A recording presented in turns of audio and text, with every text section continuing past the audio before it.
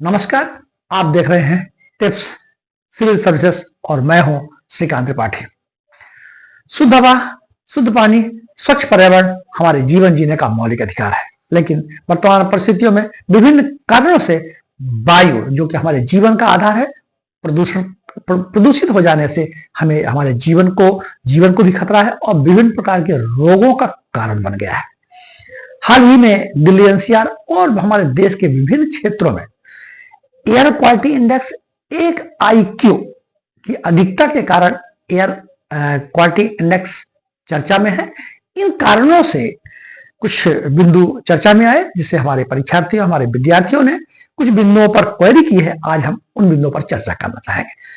परीक्षार्थियों का जानना था कि एयर क्वालिटी इंडेक्स क्या है, इसको कैसे निकालते हैं, वायु प्रदूषक तत्व कौन कौन है और इसको कौन जारी करता है, पराली क्या है, ग्रेप 4 क्या है, सफर क्या है, स्मॉग टावर क्या है।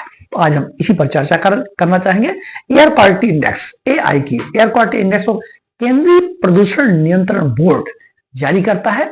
इसके द्वारा वायु में विभिन्न प्रदूषक तत्वों का मेजरमेंट किया जाता है। ऐसे 8 प्रदूषक तत्व लिए जाते हैं। 8 प्रदूषक तत्व कौन कौन से हैं? एयर पॉल्यूटेंट्स आप जान लीजिए। Particular matter 2.5, particular matter 10, ammonia, sulphur dioxide, nitrogen dioxide, lead, carbon monoxide और ओजोन। ऐसे 8 जो एलिमेंट्स हैं, ऐसे गैसीय तत्व हैं जो हमारे वायु को प्रदूषित करते हैं। इसके आधार पर AIQ एयर क्वालिटी इंडेक्स निकाला जाता है। इसको कुछ संख्याओं के आधार पर इसका विभाजन, संख्याओं और रंग कलर के आधार पर इसका विभाजन किया गया है। यदि 0 से 50 तक है तो इसको बहुत अच्छा माना जाता है, ठीक माना जाता है, और 50 से 100 है तो ये संतोषजनक स्थिति है, और अगर 100 से 150 की स्थिति पे है तो बहुत अच्छी स्थिति तो नहीं है। जो लोग संवेदनशील लोग हैं, बीमारियों से ग्रसित हैं, अस्थमा, फेफड़े की बीमारियां हैं, उनको परेशानी हो सकती है।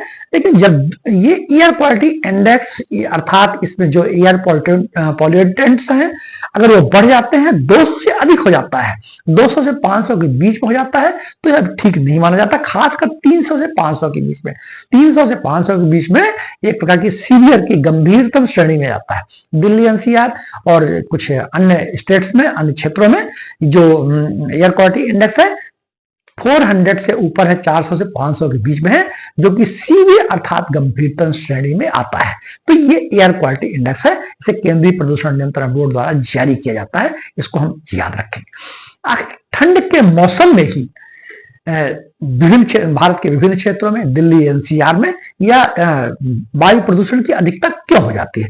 दरअसल ठंड के मौसम में हमारी जो वायु ठंडी हो जाने से भारी हो जाती है और नीचे के तलों पे आ जाती है। इसकी स्पीड कम हो जाने से और जो इसमें घुले हुए एलिमेंट्स हैं, जो पॉल्यूटेंट्स हैं, उनमें डेंसिटी की बढ़ जाने से, उनका घनत्व बढ़ जाने से वायु की स्पीड कम हो जाती है और ऊपर भी नहीं जा पाते, जिससे यह जो क्षेत्र है निचला वायुमंडल का जो निचला क्षेत्र है वो एक प्रकार से घना कोहरा के रूप में, धुंध के रूप में देखने को मिलता है।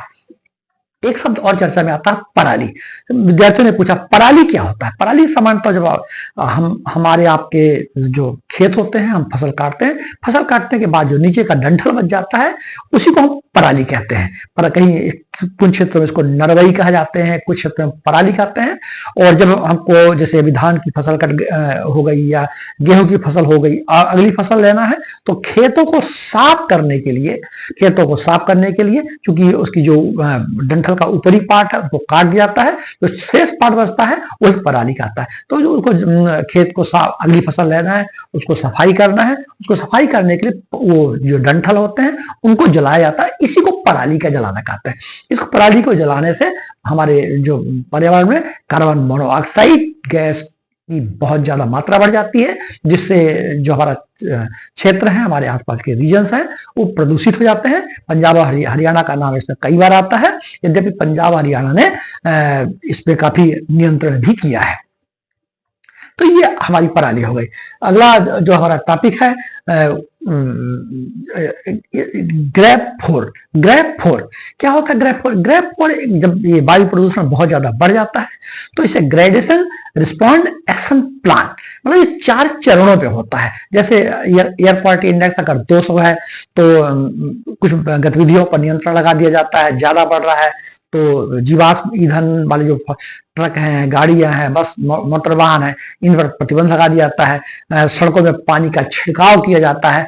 और अगर ये 300 से 400 बढ़ जाता है तो बहुत सारी औद्योगिक गतिविधियां जो हमारी इंडस्ट्रीज हैं उन पर भी नियंत्रण लगाया जाता है। यह 4 चरणों में होता है, इसी को ग्रेप फोर कहा जाता है, इसी को हम ग्रेप फोर कहते हैं। इसको आप याद रखिए। अभी हाल ही में माननीय न्यायपालिकाओं ने दिल्ली एनसीआर में ग्रेप फोर यानी जो ग्रेडिंग रिस्पांस एक्शन प्लान है, जो 4 चरणों में इसको लागू करते हैं, इसलिए इसको ग्रेप फोर कहा जाता है। ये क्लियर है आपको? एक शब्द और चर्चा आप लोगों ने किया है कि सफर क्या है। सफर दरअसल ये system of air quality weather and forecasting and research, ये जो वायु गुणवत्ता मौसम पूर्वानुमान अनुसंधान प्रणाली है, जिसे सफर कहा जाता है। ये इसके लिए ऐप बनाया गया है और जो खासकर 4 महानगर हैं, कोलकाता, दिल्ली, चेन्नई, मुंबई, यहाँ एयर क्वालिटी इंडेक्स को नापने के लिए इसके द्वारा ट्रैकिंग की जाती है, निगरानी रखी जाती है कि इन क्षेत्रों का जो एयर क्वालिटी इंडेक्स है वह कैसा है। तो ये हमारा सफर है। सफर का जो फुल फॉर्म है system of air quality weather forecasting and research, ये वायु गुणवत्ता मौसम पूर्वानुमान अनुसंधान। ये सफर एक प्रकार का शॉर्ट फॉर्म है जिसको फुल फॉर्म आप इस रूप में याद रख सकते हैं। इसके लिए ऐप भी बने हुए हैं जिसके द्वारा हम एयर क्वालिटी इंडेक्स। एक शब्द और चर्चा में आया, स्मॉग टावर क्या है? जहां ये वायु प्रदूषण बहुत ज्यादा हो जाता है तो माननीय सर्वोच्च न्यायालय के द्वारा एक प्रायोगिक पायलट प्रोजेक्ट के रूप में स्मार्ट टावर बनाए जाने के निर्देश दिए गए। स्मार्ट टावर एक 25-24 मीटर ऊंचा एक स्टील का टावर होता है जिसमें फिल्टर और पंखे लगे होते हैं।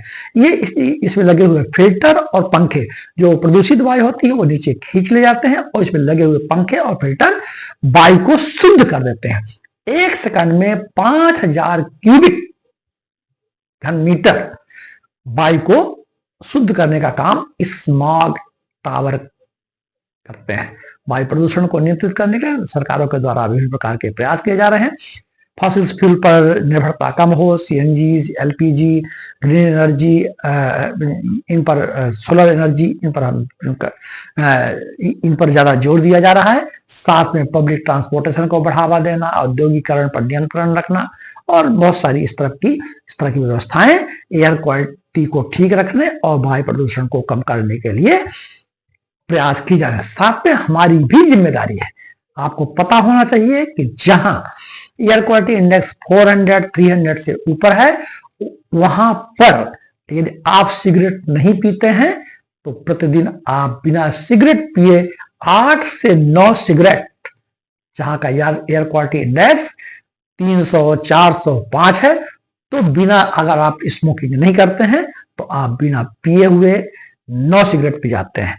तो एक तो अपने ये ध्यान रखें कि हम वायु को शुद्ध रखें। शुद्ध रखने के लिए हम हमारे जो भी प्रयास हैं उनको करना चाहिए। वृक्षारोपण का हम प्रयास करें और फॉसिल फ्यूल्स का कम से कम उपयोग करें, पब्लिक ट्रांसपोर्टेशन का यूज करें और स्मोकिंग भी हम ना करें। स्मोकिंग पर हम नियंत्रण रखें। इस तरह के हमको प्रयास करना चाहिए। जय हिंद, जय भारत।